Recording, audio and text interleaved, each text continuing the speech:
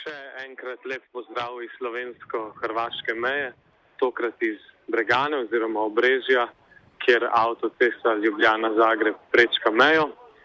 Spet se nahajamo na hrvaški strani, kjer leži na samem mejnem prehodu, tik pred slovensko mejo, nekje 1500 ljudi, ki so stisnjeni več ali manj na desni del prehoda, tukaj, kjer prečkajo mejo kamioni.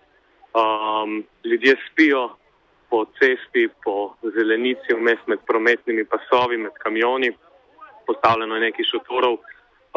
Tukaj, za razliko od prejšnje situacije, nobenega Rdečega križa, nobenega, da bi delil hrano. Kakor smo uspeli zvedeti, zdaj v tej 10 minutah, kar smo prišli sem, je v zadnjih 3 urah v Slovenijo vstopili samo 15 ljudi. Sicer so dobre pol ure nazaj napolnili 2 marici, ki sta šli čez mejo, sicer ne bi pa prej v zgodnih večernih urah ne bi mejo prečkalo okrog 500 beguncev, ki čakajo na vstop v Slovenijo. Meja je sicer popolnoma zablokirana z policijo, tukaj je vsaj 100 pripadnikov specialnih policijskih enot v protiizgredniški opremi.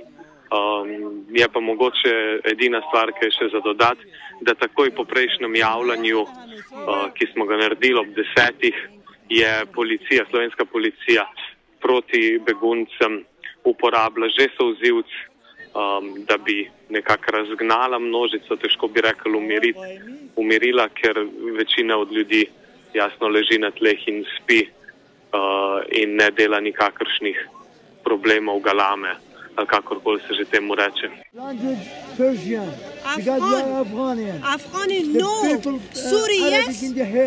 Why we stay there? Today, 3 days, 5, 4 days. When we go there? What?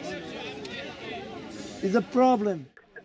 Pridite jutri pomagati na Bregano ali pa na drug prehod, preneste sabo odeje, spalne vreče, šotore ali pa hrano za begunce, ki očitno še ne bojo prišli.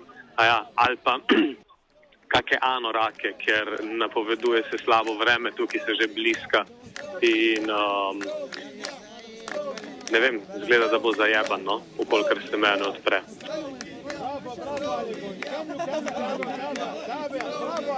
علي يا اخي